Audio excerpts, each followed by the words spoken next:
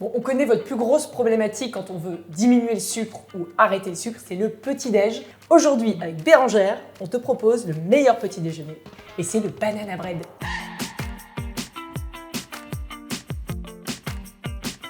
En général, on utilise des bananes pas trop mûres parce que sinon elles sont plus riches en sucre. Là, c'est bien. Je suis chargée écrasade de bananes. Moi, pendant ce temps-là, je vais préparer la pâte, qui est assez simple à faire. Donc, j'utilise de la poudre d'amande. Comme ça apporte pas trop de glucides. Et puis, en plus, c'est bon. Ça donne un petit goût sympa. C'est vrai.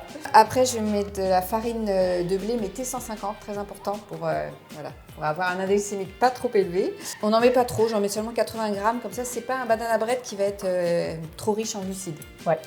Et au final, il va être assez moelleux. Donc, ça, c'est plutôt pas mal pour la texture.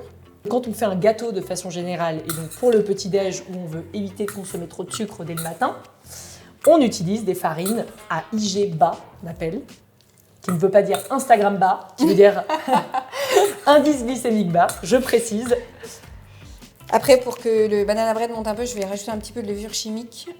Vous pouvez aussi utiliser un peu de bicarbonate, mais un demi-sachet, voilà, comme ça.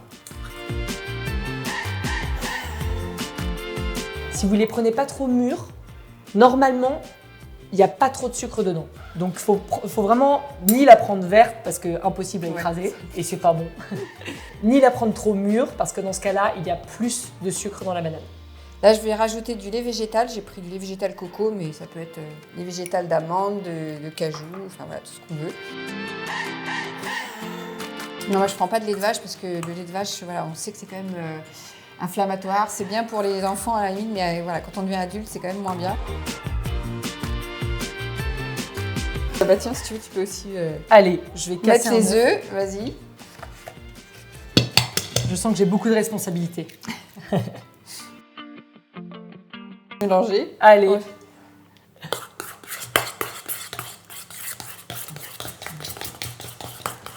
Là, je vais mettre de l'huile de coco qui est fondue. Si vous n'êtes pas très coco, vous pouvez utiliser de l'huile de coco désodorisée. Un petit peu de gras quand même. Oui. Sinon, ça a moins de goût quand même. Ça a moins de gourmandise. Et nous, on n'est pas contre le gras. On est un peu contre le sucre. Mais le gras, en fait, tous les gras ne sont pas mauvais. Hein.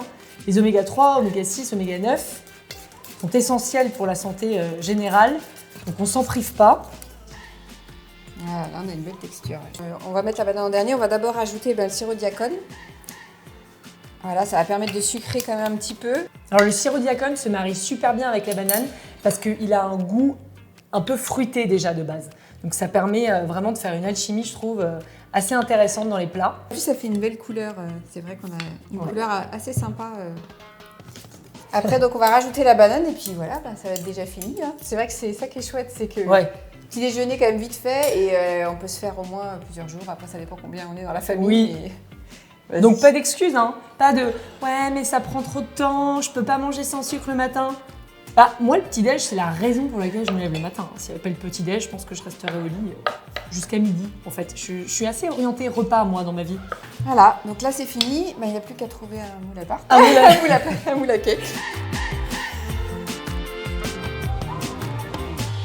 Par quoi remplacer la banane si on voulait faire un autre type de gâteau du matin? Mettre un peu de mangue ou sinon de la compote. Mais il faudra mettre peut-être un petit peu plus de sirop Diacone à ce moment-là parce que c'est vrai que la banane va quand même sucrer. Donc à ce moment-là, sinon on rajoute un peu de sirop Diacone. Tout simplement. C'est bien le sirop Diacone. Oh là là, j'avais pas vu qu'il y avait plein de trucs dedans. Ah oui. Voilà, donc maintenant il faut être patiente, il faut quand même attendre 40 minutes de cuisson. Puis après on va pouvoir se faire plaisir. Bon on a failli l'oublier. Hein. On était vraiment en train de papoter et finalement, ça a pris quoi 35-40 minutes à peu près à cuire là. Ouais.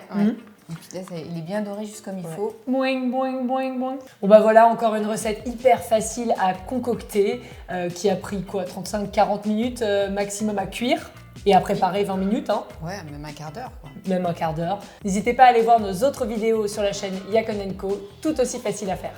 À bientôt. Coupé.